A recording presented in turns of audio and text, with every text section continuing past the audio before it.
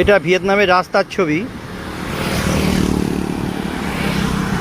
এই রাস্তাটা খুব বড় রাস্তা না, এটা একটা ধান ক্ষেতের মধ্যে দিয়ে, দুপাশে ধান ক্ষেত, এপাশে রয়েছে ধান ক্ষেত, ওপাশেও ধান ক্ষেত, ধান ক্ষেতের মধ্যে দিয়ে একটা ছোটো রাস্তা যাচ্ছে। কিন্তু এই রাস্তাতেও কিন্তু সাইকেল যাওয়ার জন্য একটা আলাদা ডিমার্কেশন করে দেওয়া আছে। এই সাইড দিয়ে সাইকেল যাবে, একদম রাস্তার লেফট মোস্ট সাইড দিয়ে সাইকেল যাবে, তারপরে যাবে বাইক, আর তার ওপার দিয়ে যাবে গাড়ি, গাড়ি মাঝখান দিয়ে যাবে। এটা হচ্ছে এখানকার নিয়ম। এইটা হচ্ছে আমার এই সাইকেলটা। এই সাইকেলটা কিন্তু মানে দেখতে একদম সাধারণ, একদম পুরনো ফালতু, কিন্তু এই ভিয়েতনামের সাইকেলগুলো এত ভালো, দারুণ চলে। মানে ভালো প্যাডেল না করলে, একটু একটু প্যাডেল করলে গাই গাই করে চলে। এটা কিন্তু সিঙ্গেল গিয়ার, এর মধ্যে কিন্তু কিছুই নেই তেমন, কিন্তু এটা এত ভালো চলে সাইকেলটা, এটা চিন্তাই করা যায় না, খুব ভালো যায়। এই হচ্ছে রাস্তায় সাইকেল যাওয়ার মার্ক। এই রাস্তায় সাইকেল এই সাইড দিয়ে যাবে, ওপাশেও রাস্তায় সাইকেল যাওয়ার মার্ক রয়েছে।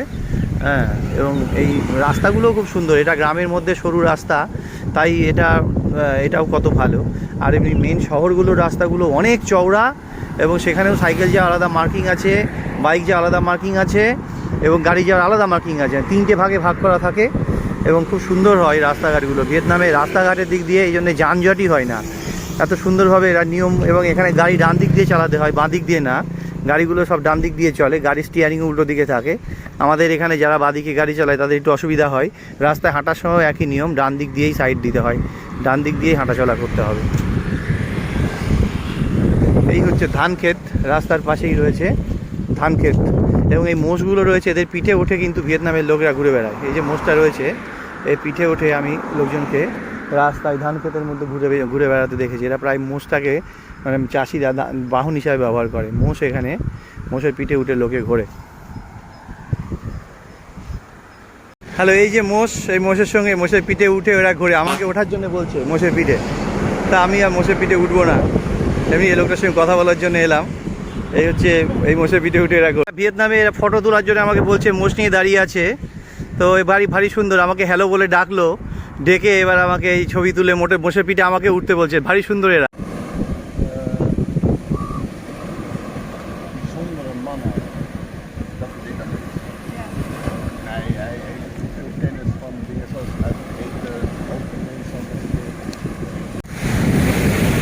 এক দুশো চিংড়ি মাছ পেয়ে গেল না, অনেক কষ্ট করে ধরেছে কি বাবা। হইয়ানের যে ব্রিজ, রাতে আলোয় আলোয় ভরে ওঠে।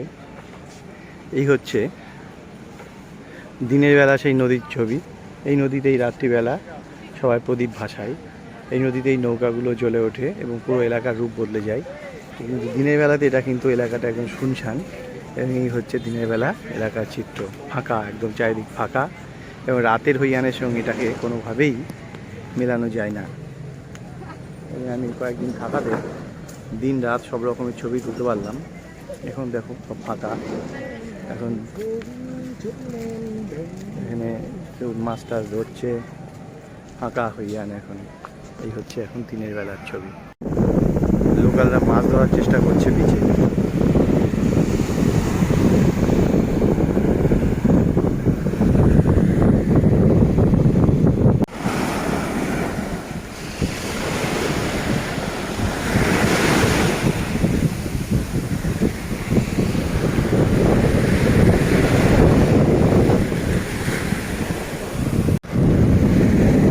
Water activities, beach.